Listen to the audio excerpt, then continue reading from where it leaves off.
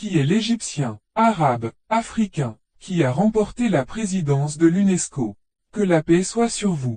Saviez-vous qu'aujourd'hui, lundi 6 octobre 2025, l'ancien ministre égyptien du Tourisme et des Antiquités, Khaled El-Enani, a été nommé directeur général de l'Organisation des Nations Unies pour l'éducation, la science et la culture, UNESCO, pour la période 2025 à 2029.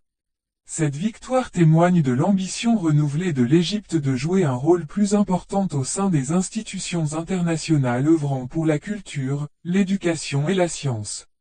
Avec sa victoire, El-Enani est devenu le premier arabe à diriger l'organisation depuis sa fondation en 1945. El-Enani a reçu le soutien de 55 des 57 États membres du Conseil exécutif de l'UNESCO. Il s'agit du plus grand nombre de voix jamais obtenues par un candidat à ce poste lors d'une élection ouverte depuis la création de l'organisation. Nous découvrons qui est Khaled El-Enani. Khaled El-Enani est né au Caire le 14 mars 1971. Il est diplômé de la faculté de tourisme et d'hôtellerie de l'Université d'Élouane, où il s'est spécialisé en guide touristique. Il a ensuite poursuivi ses études supérieures en France et obtenu un doctorat en égyptologie à l'Université Paul Valéry de Montpellier. Pendant plus de 30 ans, il a occupé des postes universitaires et administratifs. Il a occupé plusieurs postes à l'Université d'Élouane et a également été professeur invité dans plusieurs universités européennes prestigieuses. Son nom a commencé à émerger sur la scène publique après sa nomination au poste de ministre des Antiquités en mars 2016.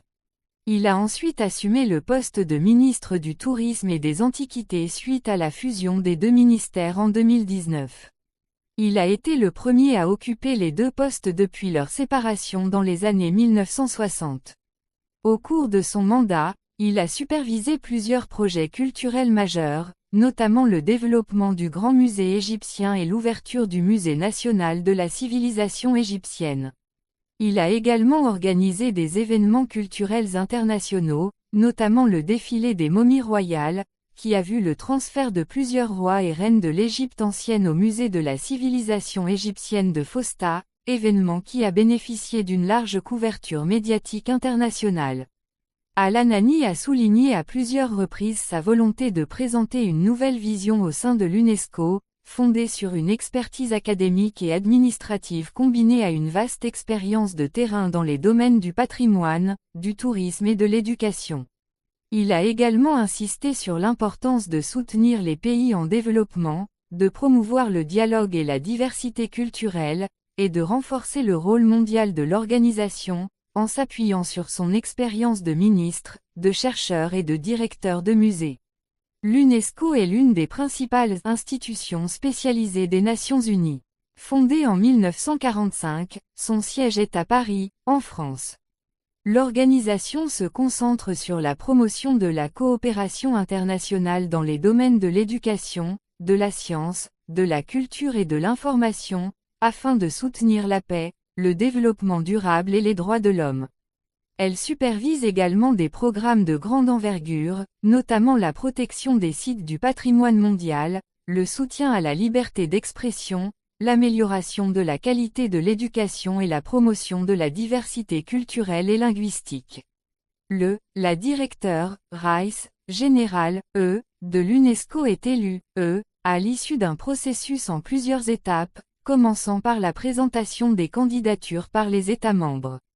Le Conseil exécutif interroge et évalue ensuite les candidatures, puis procède à un vote à bulletin secret pour sélectionner un candidat, dont le nom est ensuite soumis à la conférence générale pour approbation à la majorité des voix.